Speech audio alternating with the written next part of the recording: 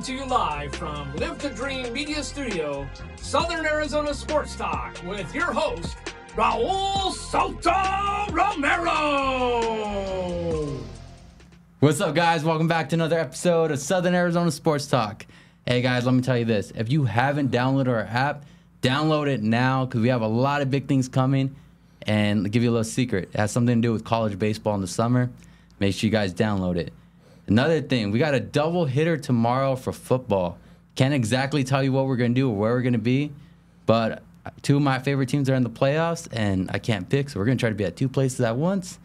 Well, now to get to this show, one of my old mentors, one of the people who believed in me from the very beginning, who helped me out through one of the toughest times of my life. I brought him in because we're going to start highlighting the leaders in our community. Mr. Hernandez. How you doing, brother? I'm doing good. Thank you for having me. This is your first podcast, right? Yeah, this is the first time. A little nervous with the cameras? No, not really. Just, I guess I don't want to look like a ding-dong while I'm up here. Used to having people watching you with school and everything? Oh, yeah, it's easier one-on-one because I have more control over that. So. Oh, yeah. All right, man. So we've always been cool with each other, but I'm a Raiders fan, and you're wearing Steelers in here. Yep. Where did that start from? What made you a Pittsburgh? Because you're a Pirates fan too, right? Yes, I am. Yes, I am. Where did that come from? Wow. Growing up in New Mexico, we'd only see two teams on TV all the time. It was always those guys from Texas and the Broncos all the time. And so one day, the Steelers were on TV, and my dad was a Cowboy fan, and, just father-son type of bantering stuff. Yeah. The Steelers end up winning that game, and I said, I think I'm like a new team. Oh, man. So I've been a fan of the Steelers since I was 6. Oh, shoot. They're doing good right now, aren't they? Yeah, thank goodness. Russell Wilson's coming in clutch. Well, yeah, if we can get a run game going, I think we're going to have a good chance. So, yeah. He's a cool guy because he was a baseball player originally. What's really ironic is that he was one of my dad's favorite players. My dad could not stand the Steelers. And so when he finally moved over to the Steelers, I had a big old smile on my face. My father passed away 4 years ago, and I wish he was still alive so I could rub it in. Oh, shit. Your favorite player is now playing for my team. That's awesome. How ironic is that? Yeah. Let's get into that, man. Tell us a little bit. Who was Mr. Hernandez before he was Mr. Hernandez? What was it like growing up? Well, I grew up in a small town in New Mexico, up in the mountains. Very small, very tight community. It was one of those things where we never locked the front door. We left our bikes out front. How big? How many? What was the capacity? Maybe in my small community, White Rock, which is just a little bit down from Los Alamos.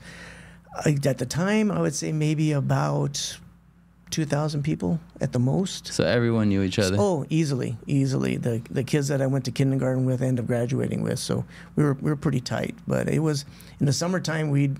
8 o'clock in the morning, we'd say goodbye to our parents, and then we'd leave. And then our only instruction was be sure you get home by dinner, or listen for my dad to whistle, which is kind of funny because when my dad whistled, all the kids would scatter to go home at that time. Oh, so, shoot. Yeah, it was. So he was like the head honcho on that, making sure everyone got. No, it was just my dad. You whistled, and you got 2 minutes to get home, and the baseball fields were about maybe a quarter mile down, and everybody looked out for everybody. One time we were out there playing. We were playing pickle. We used to love to play pickle all the time. And like baseball pickle? Yeah. So we just back and forth, playing pickle all the time. And all of a sudden, one of the ladies that lived in the street next door came walking out and said, "Somebody's whistling for you kids. I think you better get home." It was that type of community, and everybody jumped on their bikes and went. Oh, shoot. So, yeah. And it was, it's a laboratory town. It was Los Alamos, New Mexico. So everybody there had parents that were very highly educated. My next door neighbors, they were mathematicians. The people across the street were physicists. Yeah. So you were just ingrained in that. So when you went to school, education was a very high priority. So. That's awesome. What did your parents get their degrees in, or what? No, they didn't actually. My mom and dad are from El Paso originally. My dad was in the Air Force, and he was stationed in Vietnam for a while. And my mom was a homemaker for the longest time until my brother was probably about 4 or 5, and then she went back to work. So she was an accountant for a bank and for the hospital, and my dad was a paramedic and firefighter. Oh, nice. And then dude, I come from a whole family. That's my. I always say that's my backup plan. I'm either going to be a cop or a firefighter eventually. Right. And so after that, he retired from that, and then he worked at the lab, and he was a hazmat operator. So he trained other people to use what I call the Darth Vader mask and everything else. Yeah. So he would go in there and clean up spills and everything else. It was a pretty dangerous job, but my dad liked it, and he was really good at it. So after he retired, he was called back to train other people on how to use respirators. And so I guess you can say that I get a lot of my community understanding and wanting to help them through my father because he was always a person that served. Yeah. So, he was a first responder before that became a term. Yeah, he was there before. Yeah. He was the original OG of that. That's right. Yeah, I think so. Yeah. Cool. Growing up, what were kind of the core values your parents taught you? That that you kind of took into teaching? Well, I think that it was just being fair and being honest was a big thing. You just did not lie in our house. That was it. It was unacceptable. So I guess when I bring it to my classroom, of fostering a respect for myself and the students is that you don't need to lie to me. Just tell me the truth. We'll work through with it. Because when you do lie to me, you're going to see a different person. And because of that, the relationships that we build, I got kids that come up and tell me, yeah, I didn't get my homework done. Or, yes, I was the one that was off task. And it becomes a nice relationship where they feel free that they can tell me when they did something wrong and not have to worry about having a serious ramification. It'll always be fair and just. Development of trust. Yeah, yeah. So I know we got along right away because you had a love for baseball. Mm-hmm. Tell us a little bit about your baseball career. Oh, geez. Baseball was huge in my small town. I mean, Little League was big.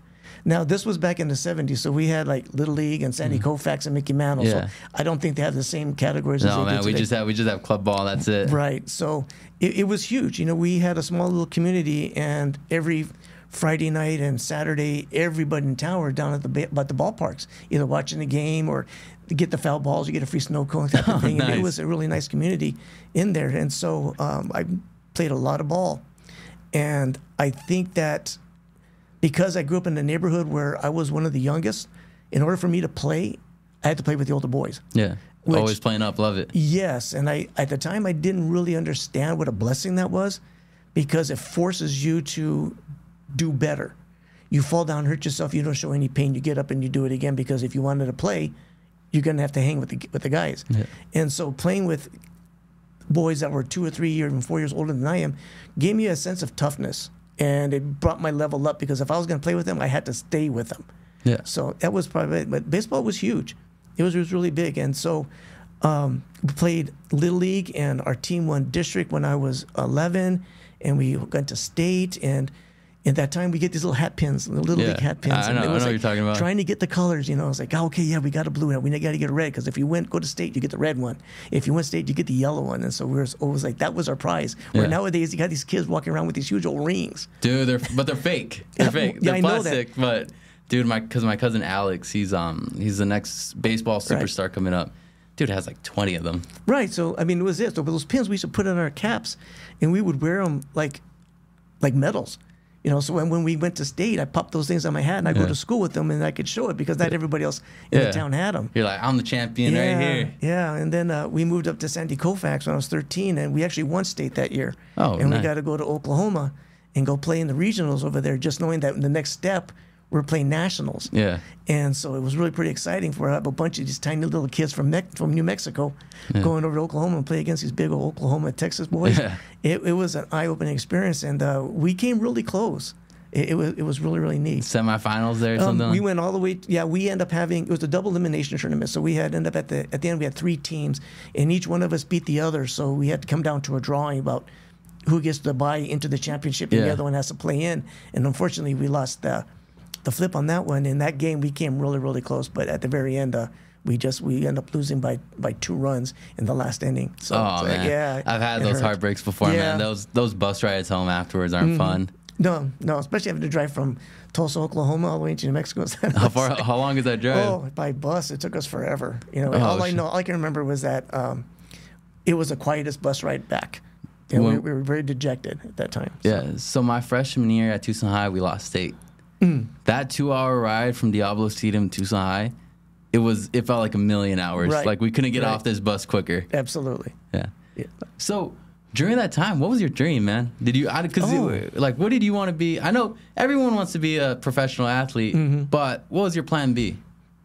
I didn't have one, really. Really? No, to me, it was that I wanted to play sports because, I'm sure you can understand this. When you find something that you're good at, is something that you want to continue doing, and you tend to put other things in the back burner because that's what you're focused on. Yeah. When I remember you in 8th grade, it was that you were highly focused on baseball. Yeah. Okay, so if I didn't see you doing your work, you were thinking baseball. You were already there.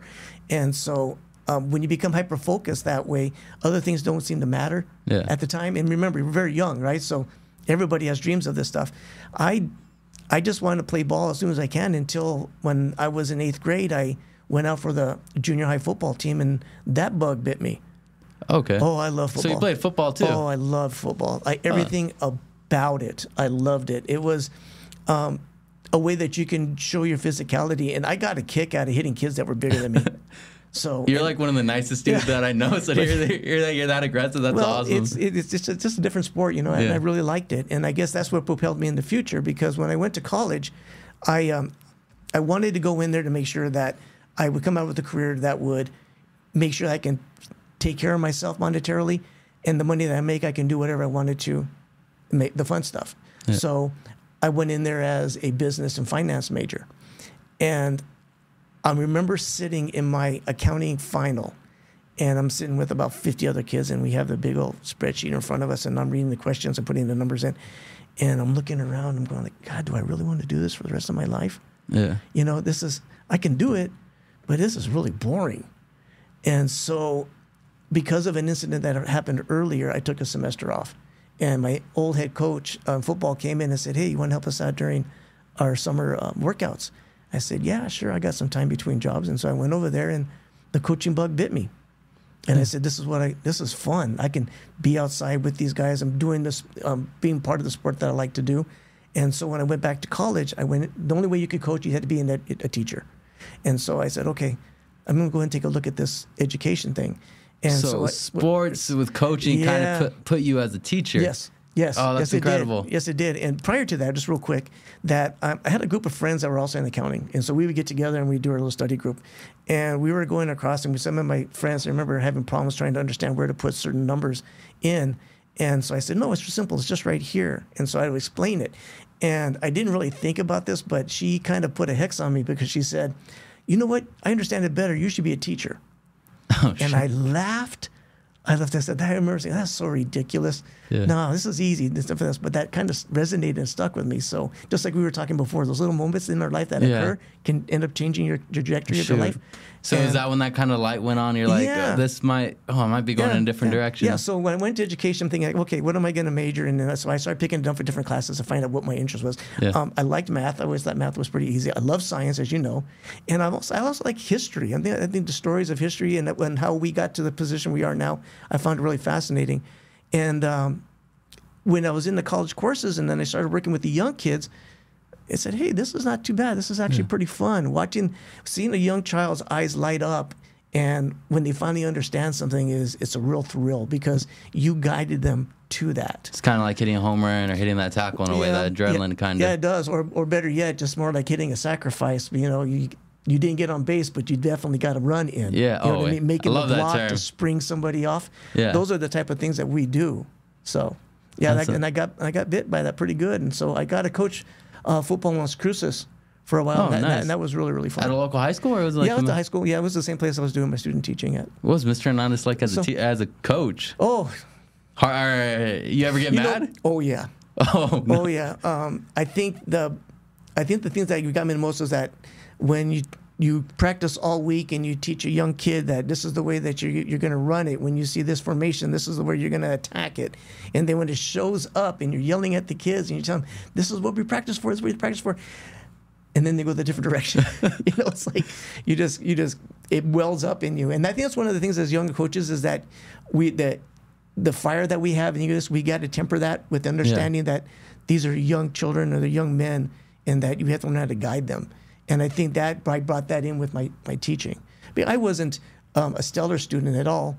I was a kid that was a little bit on the lazy side, and I needed something to jazz me up to get me to work. And a lot of the teachers that I had were brilliant, very, very smart individuals. And to them, it's like, here it is, get it done. I need to see it, how well you did on it. But there was not enough of the relationships that I learned that was really, really important to have with my students. That even the kids that drive you nuts, you got to make a relationship with them and make them some contact. And I didn't quite have that with the teachers that I had. It was come in, get your work done, show what you got, and see the A, and then go do the same thing in the other classes. And I would see other students with other teachers and see how they had their relationships, and I didn't have that with any of them. I did have a couple of teachers whose their children were my friends, so we had a different relationship there. But it was more kind of like, this is my friend's mom instead of my teacher. Yeah, and she had a closer access to my dad and let me know exactly how I was doing in school. So I had to make sure I took care of that. It's funny because my mom developed that relationship with you, so my mom knew exactly what my grades. Just a phone call just like that. I remember. Nightmares. Yeah. So that's awesome. So how did you get to Tucson then? Oh, that's an interesting story in itself too. Usually, for most teachers, we go to a job fairs, and you go there and you interview with a bunch of different different districts. And so we had a job fair there at New Mexico State, and I really wanted to go to Colorado, the mountains. I just really wanted to go there. And one of my best interviews was for a school district, a Jefferson County school district. I remember it, and they didn't have a position, but the people I interviewed it went really good. I knocked this one out of the park. And they said that, well, let me keep your name in there because when the position opens up, we're going to call you. We really want you there. And I'm thinking, yeah, great, I got a place. But I don't have a job. And I had a student loan hovering over my head. So I said, okay, I got to think of something. So my next one was Phoenix. And I had another interview with a school district in Phoenix, and it went good, and they gave me the contract right then and there. So you started off in Phoenix then, right? Yes, I did. And so I went ahead and I said, okay, wait a minute, here's a sure job. The other one I want to go to is not quite available yet, so I'm going to play it safe. And so I went ahead and signed the contract, and I moved out to Phoenix. And a week later, I kid you not, I got a phone call from the school district, from the same people who interviewed me. This is the Colorado one, right? Yeah, and they said, we have a position for you. You got to come up and do it. And I'm thinking, like, I signed a contract with this other school district. Yeah. And my dad popped in my head. He always does. And, even like I said, he passed away a long time ago, but he always finds a way back in my memory. And he told us that, hey, if you start something, you finish it. You made a commitment to this, so do it. So I thought about it, and then my mom said, well, we'll try for a year, because usually teachers are probationary teachers for a couple of years, depending on the district. And try it for a couple to see what you like about it. And if you don't like it, you can always go back. You're not guaranteed, you're just contracted for that year. Yeah. So I came in, and it was probably the best experience I've had. That was. And you're a middle school teacher at this. Yeah. What school? It was Isaac Junior High at the time. Okay. So it's if anybody knows Phoenix, it's 35th Avenue in McDowell.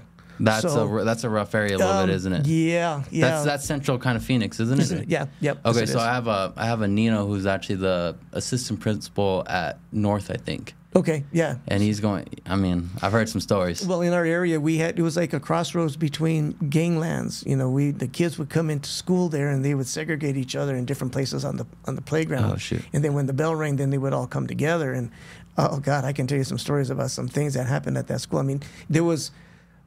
I would probably say maybe very rarely that we'd come to school one week and the SRO or the police officers weren't there to talk to us in the morning about what happened over the weekend and to let us know what to keep an eye on. And this is your first year teaching, right? Oh, all the way. I taught there for 13 years. Yeah. What was it like your first year dealing with all that for the first time? It was eye-opening. It was.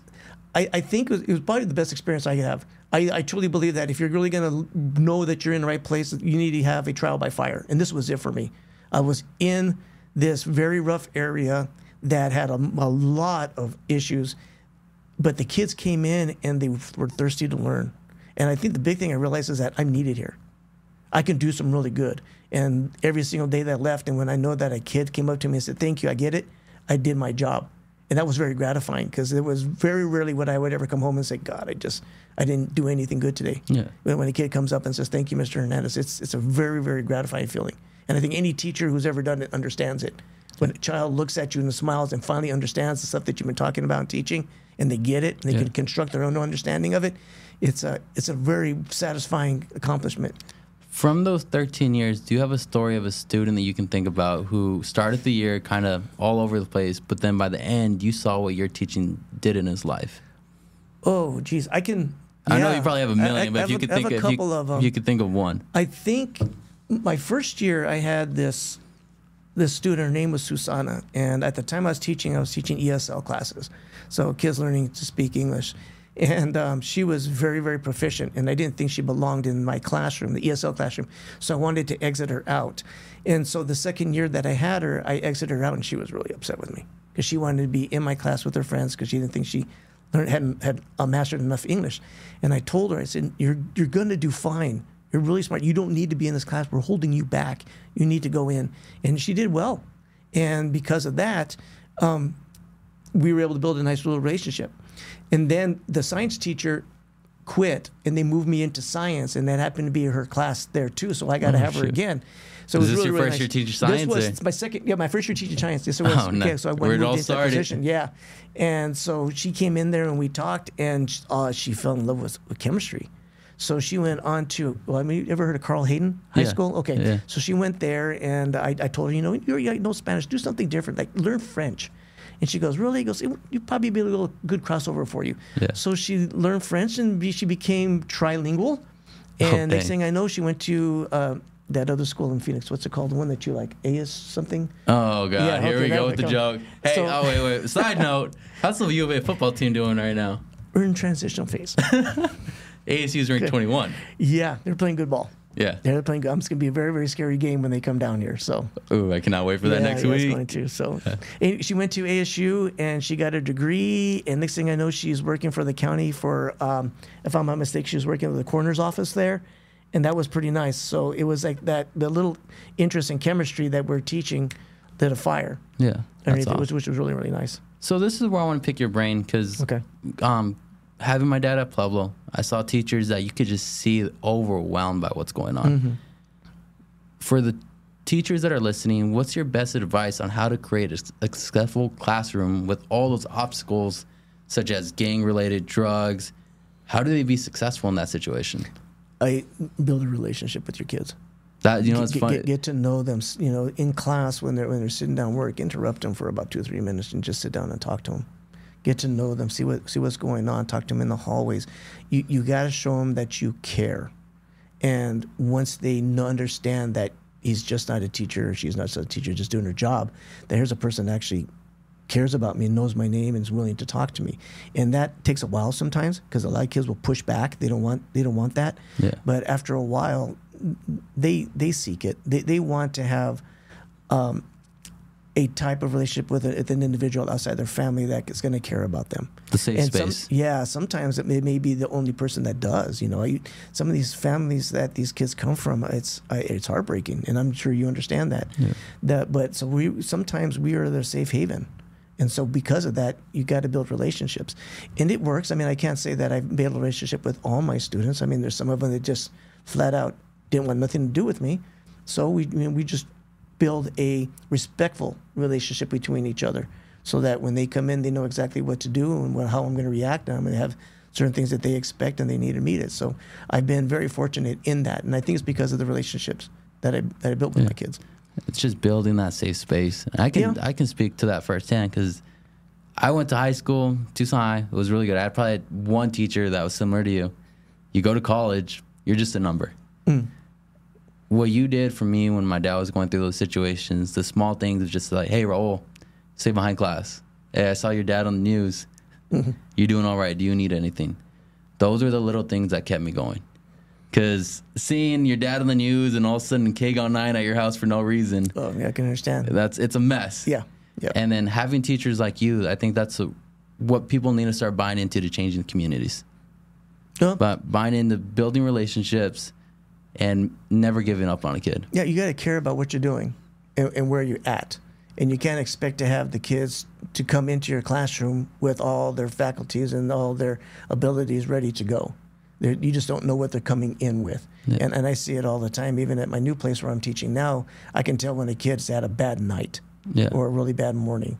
And they come in. And so you just kind of have to do some little tender loving care with them and just make sure that they know they're okay. But at the same time, that they have a responsibility that they have to make sure that they maintain. And you help foster that. Make sure you get them through it. Yeah.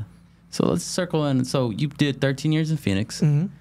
What got you to Mansfield, or what happened after that? Well, the very first day of work, that's when I met my wife. And my wife's from Tucson. Oh, shit. Yeah. Oh, so imagine that. You go to Colorado, Yeah. you don't even... See, those little decisions that end up changing the trajectory of your life, that was one of them. Yeah, let me ask you this real quick. Do you still think you're teaching if you're in Colorado? Doing all the... Oh, yeah. Oh, yeah. Oh, yeah. Oh, yeah. You bet. Over the last couple of years, my wife and I have been traveling up to Colorado just to go see and visit. It's a beautiful place to be. And I'm a mountain boy by heart. Yeah. Growing up in Los Alamos Mountains, I like it. It's just, you see the seasons change. You go out in the crisp air, breathing. It's nice. I couldn't stand the cold. That's one thing I had a problem with. So that's why I'm glad I moved to Phoenix instead. But I met my wife the first day of work, and she's a Tucsonan. So, yeah. Brought you here? It did after we had our children. Okay. Yeah, so when we had our children, we realized that they're not with any family. And what's funny is that every time my wife and I wanted to go out and have just our night to ourselves, we have to travel down to Tucson so that drop off the parents, kids. yeah, they can take care of them. We can go out. Yeah. And so finally, my wife made the suggestion that maybe we should move down there and be closer to family. And I said that's a good idea. Yeah. So that's when we moved. We moved down here in 2003, and that's been it. That's awesome. That's a good point. Segue to go to our commercial ad for our sponsors, and we'll be right back.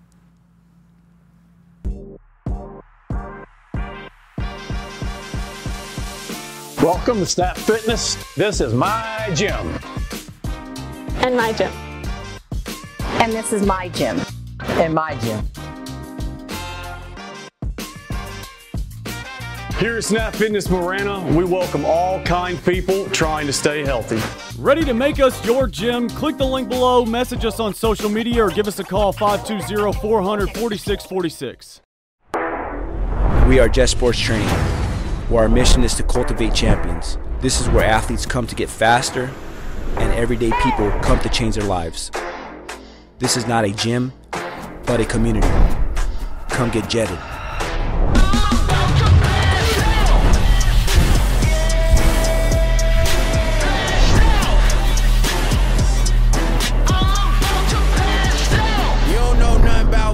About to take off in 5, 4, 3, 2, 1. Lot of y'all doubted on me. Now they like, wow, look how far you come. Legendary like all my idols, coming for it all, and I can't wait. Success just called and I got me a date. So I grabbed my ambitions and I'm on my way. Cross the wrong line and it's bad news. Might get burnt like a candle. We too hot to handle. World at my feet like a sandal. I only move when I plan to. Your moves could get canceled.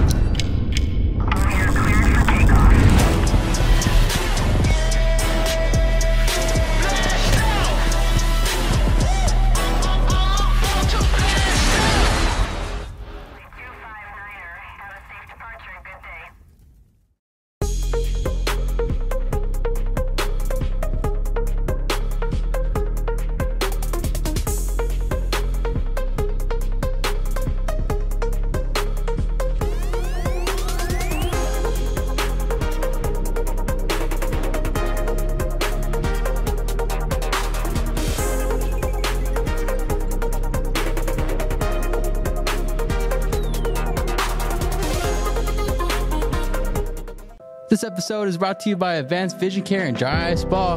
Go check them out at 7552 North La Troya Boulevard across from Foothills Mall, 520-744-1711. Tell them Rue sent you in.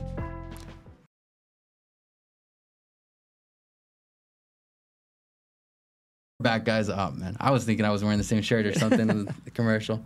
But, all right, so you get to Mansfield. What was the difference between Tucson schools and Phoenix schools? Well, just for my school in itself in Mansfield, I thought it was the easiest job in the world. At Mansfield? Yeah. Why do you say that? The stuff that we did in Phoenix, the teachers had more responsibilities to do a whole bunch of different things, especially at the end of the year and stuff. I come to Mansfield and I said, wait, we don't have to do those? We don't have to do those? I said, no. I said, what do you mean? All I got to do is just teach?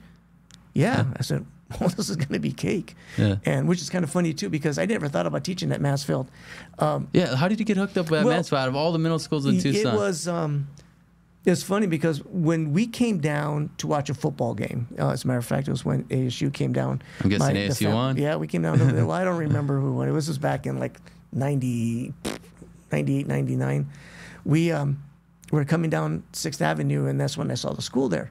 I said, well, that's a kind of nice looking school, kind of old public style and everything else. That's pretty neat. The pink school. Yeah, the pink school. And I said, that would be kind of fun teaching here because we're right across from the U of A. And so when I finally came down, we decided to come down to Tucson to live, we had to go find a job. And my wife found a job just like that. Yeah. And so You were mentioning she's the teacher of the family? Oh, she's definitely she's the one that's the best teacher in the Hernandez household, easily. Oh.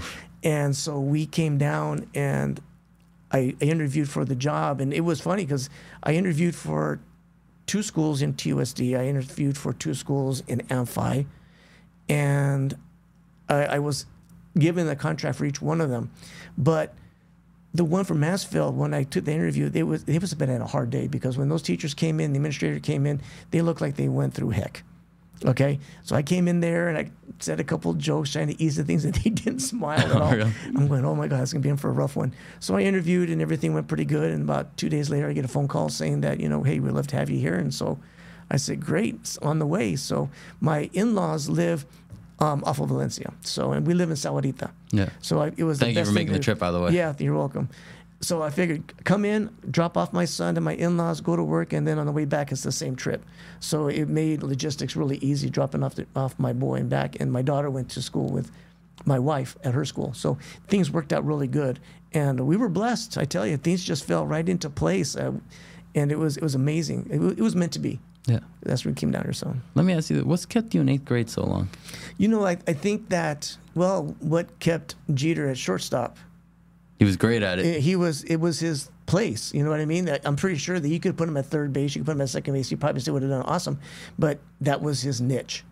And I think that 8th grade was my niche. I think that I was probably the most effective as a teacher at that grade level. I had a lot of training in Phoenix, because we used to loop with the kids. So we'd have them in 7th grade, and then the following year when they went to 8th, we went with them. So we constantly would loop with them, so they would have the same teachers. And I loved it. It was really good. And then we didn't do that at Mansfield. So you were strictly a 6th grade, 7th grade, or 8th grade teacher. And I found that 8th grade was my niche. That's where you wanted to be. So I stayed there. And the curriculum in 8th grade at the time, well, actually over for the last couple of years, was my area of interest. I liked the curriculum, I like teaching it. So yeah. It was teaching. I can't remember the science board or whatever. You remember that project we had to do the vocab stuff?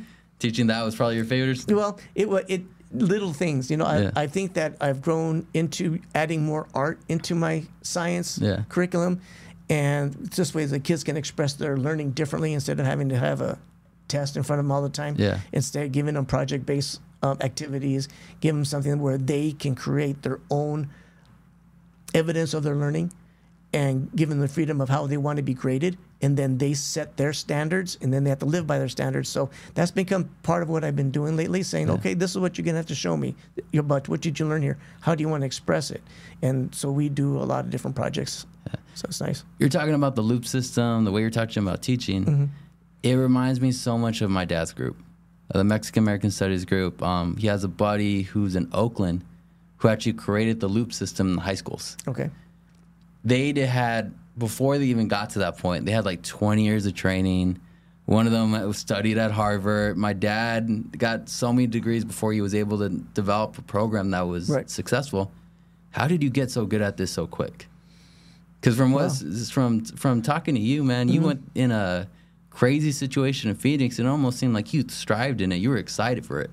Well, I think that I had a very good administrator. I got to start that off. She was very student and teacher oriented. And there was many times where she said, I didn't care what the district has to say. This is my site. We're going to do it this way. What are you going to need? And then held the kids accountable for it. She was a very good administrator. And that kind of bled down to the teachers, because now we know what was to be expected. But like I said earlier, trial by fire, when you have these really tough kids that come in with a whole plethora of issues, and being able to juggle and get them just to be able to learn, get them just alone to be able to read and do some math is a struggle in its own.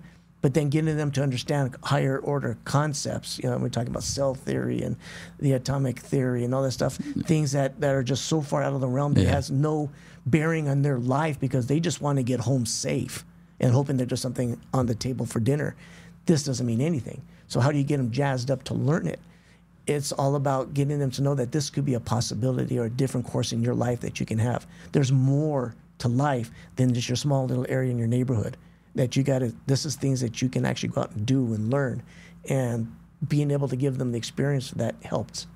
And so coming down to Tucson here, especially at Mansfield, because we have a whole variety of kids. We got we're in kids the middle. We're in the middle of everywhere. Right. So we had kids whose parents were professors. We had kids who had come from money, and then we had some kids that had parents that were struggling, broken homes. We had kids that didn't have a home. They were coming from the group. From group the yellow program. Right. So they all come in from all of us. We had them all at Massfeld, right? And so being able to blend that and get them all on the same page, at least academically, what you're teaching, was a chore. But once you get them, it's you got them. You have them focus in on what they need to do, and being able to have the university right across the street saying that's acceptable to you. You can get there. I remember I think it was the first day of school. This is my mom's memory as well. She told me she remembered me coming in and saying, my teacher's telling me we can make it over there. It's like, I don't want you to be happy here. Your butt better be at the university. Right. So it was right there. So being able to show them that they have access to it, that it's just not this little fairy tale land that only certain people get to go to, that everybody has access to it, that helped out a lot. I think that's probably one of the few things that makes Mansfield unique, is that when the kids come into school, they see those university kids walking over there. And they realize that, hey, I can be part of that. It's right there. That's awesome. So tell us a little bit about what you're doing now. Well, 2 years ago, well, actually last year, I moved to Innovation Tech. So it's a high school that's also in conjunction with the JTED program that's through Pima Community College. And so we're a smaller campus, and we're more centered in the kids doing other academics besides just college-based. We still push it, that we want to see, hey, if college is going to be your avenue, this is what you can do. But we have a nursing program there. We have culinary arts. We have construction. We have visual arts. We have a bunch of things that are there that kids can actually get certificates from and test into when they come out. Yeah, so they already have a job lined up. Yeah. As a matter of fact, yes. My niece went there, and she went into the nursing program, and now she's in the honors college at ASU in the nursing college there because of the stuff she got through our school and through JTED. So we're just offering another avenue. So the kids saying that, well, maybe this is not my tea. I'm not sure if I'm college bound, but we have other choices. Yeah. So being able to give them a variety of things that they can try really is helpful for them. That's awesome. How many more years you got left in you, man? Oh, jeez. Put you on the spot a little bit. Like, let me ask you this. Take this back. When it's all said and done, when your teaching career is over, what do you want to be remembered as? As a teacher, what do you want to be remembered as? Wow. I never really thought about that. I guess you can say that some people want to leave a legacy or something like that.